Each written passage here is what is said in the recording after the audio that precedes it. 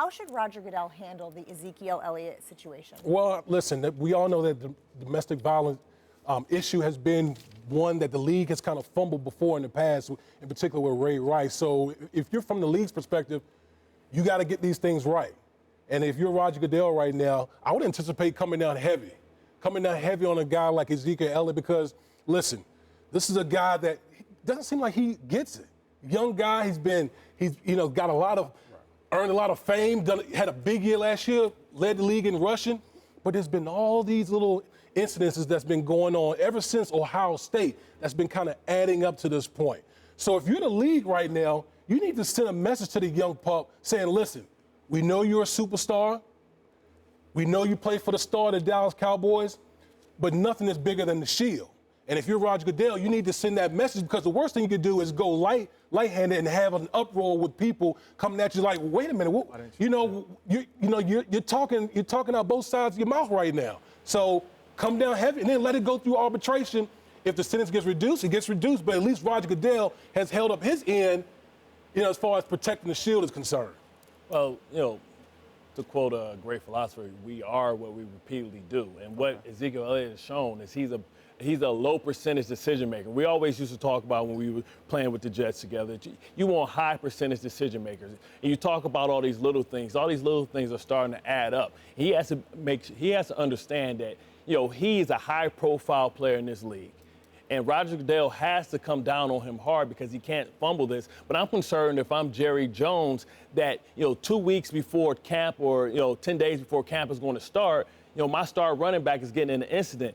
You understand that when you're a high-profile guy, you have to be in a controlled environment. We have the ability to have security guards around us where no incident can touch us. And I'm concerned with him making bad decisions because he's too important to the process. And if he's out here making bad decisions, what concerns me is that who's the alpha male inside of that locker room?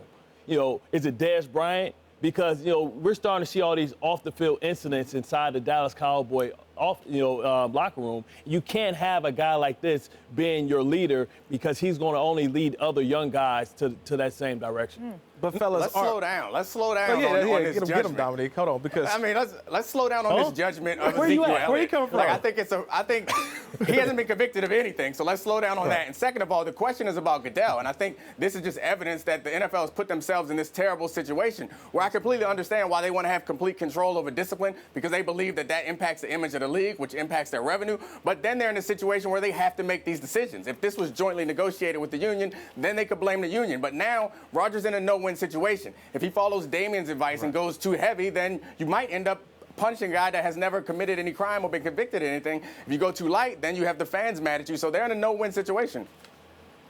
Fellas, I got to be honest with you. If I'm Roger Goodell, I have to come down with a heavy hand. And you know why? I don't trust Ezekiel Elliott. He's shown me no ability for me to trust him since he's been in the National Football League. He already was accused of something in February 2016 before he was drafted. Then he gets drafted, and how many incidents has it been since? We've seen him out partying and touching someone inappropriately.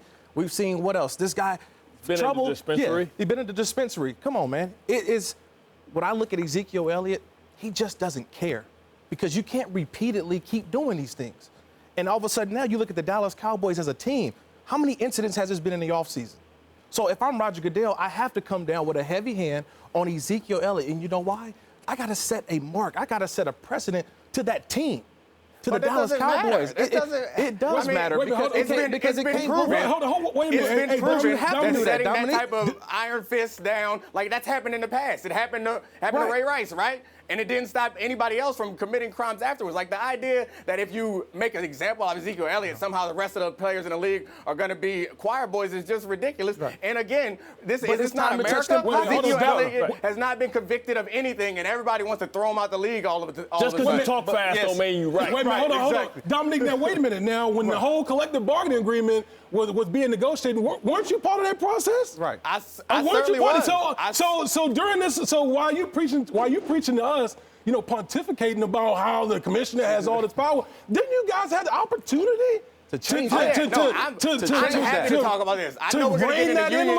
I know we're going to get into the union conversation a little later, but I'm happy to go into that. It's very easy for people who weren't in the room to talk about how easy it is to pull some fancy negotiation tactic and trick a bunch of billionaires into accepting a deal. The power is asymmetrical. That's a fact. We can talk about that later. But right now we're talking.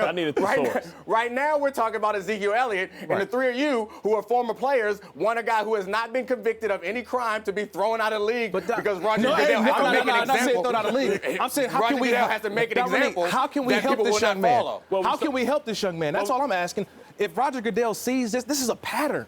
You get what I'm saying? This is not just a one-off incident, though, Dominique. This is a pattern for Ezekiel Elliott. This is a pattern of the Dallas Cowboys. You have to set some kind of mark. We saw this. We talking about helping the player. Right. You know, we saw this with Ben Roethlisberger. Ben Roethlisberger got his life together once he realized that, listen, just because I'm young, it doesn't mean I can make all these mistakes, and they can lead to big mistakes. Right. He's the face of a franchise, so they have to hold him to a higher, standard of excellence than instead of president, for the younger players behind him.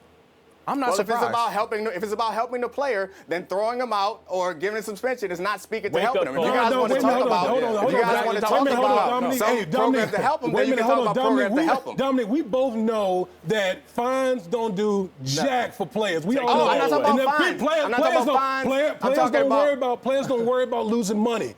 Is when you take players off the field. That's when it becomes a wake-up call. Right. Because these young guys, they feel like they're invincible. They come in the league, especially a guy like Zeke, who come in the league, leading the league in rushing, playing for the star with the Dallas Cowboys, maybe the biggest franchise in the National Football League. What other way are you going to deter that type of behavior besides sitting them down?